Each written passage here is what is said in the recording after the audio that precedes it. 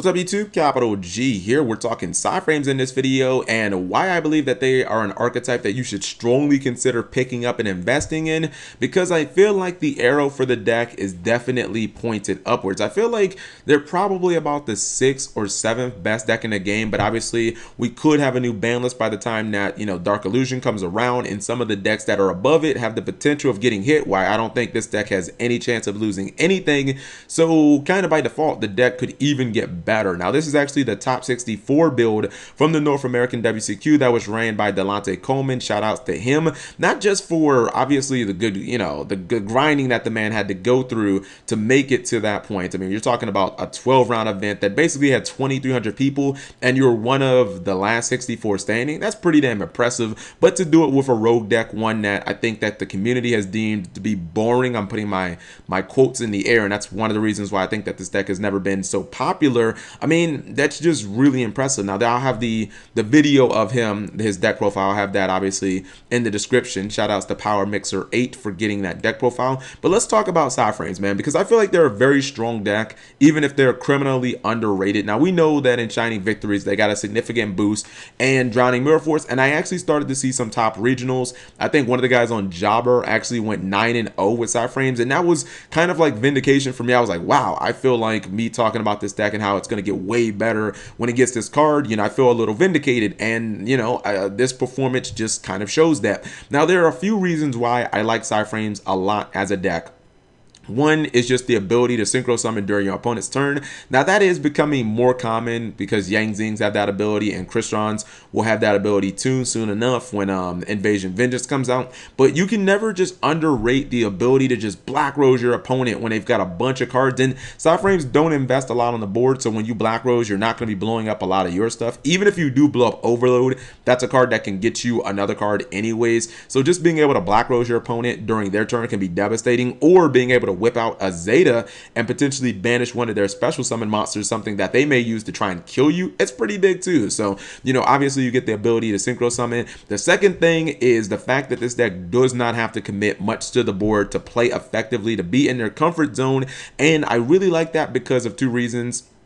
One, it kind of, because of the way that Psyframes kind of operate, it feels like there's kind of a mystery around what you could potentially have. Your opponent can never really overextend if they try and game you or something like that. Obviously, things like beta just save your life. And the second more important thing is the fact that mass removal just isn't very effective against Psyframes. Cards like Raigeki, Darkhold, Twin Twisters, they're just not that good against this deck. Like, you really never commit that many monsters on the board. The only thing you ever normal summon, being Card will generally attribute itself to draw 2 more cards, and then all of these cards just kind of sit in your hand to be able to use defensively, or potentially you convert them into offense. And I don't consider, if you have even 2 Omegas, I don't really consider that to be committing to the board, because you can pretty much banish those cards at will, and generally your opponent doesn't have anything that can stop that. Unless they have like a Solemn Strike to negate, it's incredibly difficult to stop Omega's effect. So you really don't have to commit much to the board. And even one of the cards that they do commit to the board,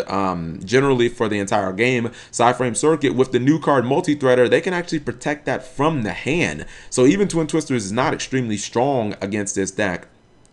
Third, the deck's ability to play defense without committing to the board. This is one of the things I love, and I give it a strong edge over a deck like Yosenju. It used to seem like Yosenju, you pretty much had to run the floodgates to kind of, mitigate the fact that you never really had a strong field presence during your opponent's turn. This deck kind of operates the same way, where you can run the floodgates like Rivalry of Warlords and potentially just shit on a lot of the meta decks. Burning Abyss, the whole deck is Fiend, so you don't get to go into Dante. Monarchs, their types are all over the place, from Erebus being a zombie to there are Fiends in the deck, there are Fairies in the deck. Cosmo, half of the deck is Machine, half of the deck is Psychic. But with this deck, not only do you have, traps that are just complete blowouts like Drowning Mirror Force, which is basically the master of everything. I can't really think of much in the meta right now outside of Cosmo Dark Eclipser that really can answer this card. I mean, it doesn't matter whether it's Monarchs. By the way, this outs the domain lock. This just wrecks the Magic Specters where they can't be destroyed or targeted. Nope, not a problem. This outs the other Cosmo ships. It outs Monarchs, even if they have March on the field. Like, this just destroys everything. You also have spot removal in way of Overload, and you get to remove him in a way that they'll never get those cards back. But even if you don't have any of this stuff on the field, you still have a trump card like Beta that just is incredibly difficult to get around. It's even better than Valkyries because it stops the battle phase and it blows up a monster and it summons something else so that you can potentially synchro summon during that same turn. So it's like this deck can play defense really, really well, also Maxi, without even having much on the board.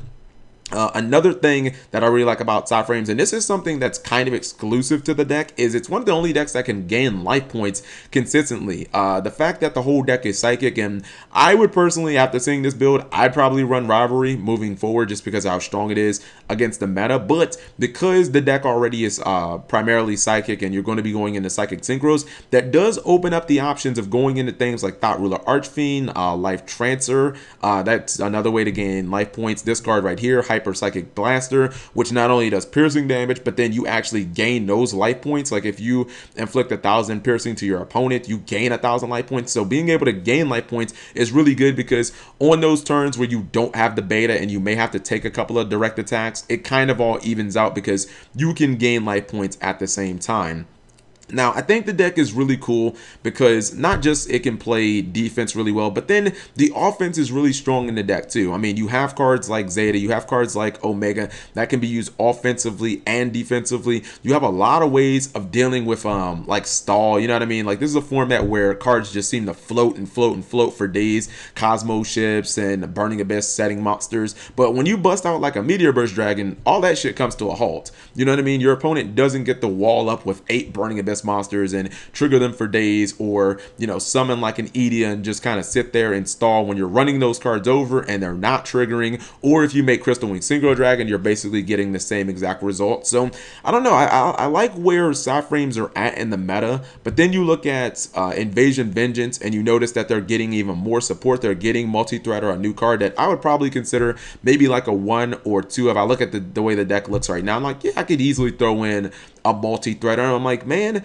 I think Cyframes will be one of the strong decks moving like post nationals or post worlds. I think Cyframes will be a very strong pick, even if no one really talks about the deck. So let me know how you guys feel about Cyframes. I think they're in a very good place. I think that they're just going to get better, and it's really nice to have a deck that's already really strong but getting more support, because it sucks when you have an archetype and you maximize the deck and you pretty much make the deck perfect or as good as it can be as far as a build, but then your ceiling has basically been met. Like a deck like Yosenju, where it's like, I guess we're just not getting any more support, so our ceiling has been met. With Cyframes, I don't know, man, we're getting 1 card, so who knows, in the next set, Raging Tempest, maybe we'll get another card. I think that Cyframes I think they're really good. I think they're in a good spot and they're just going to get better. So you guys let me know what you think. Thank you for watching as always.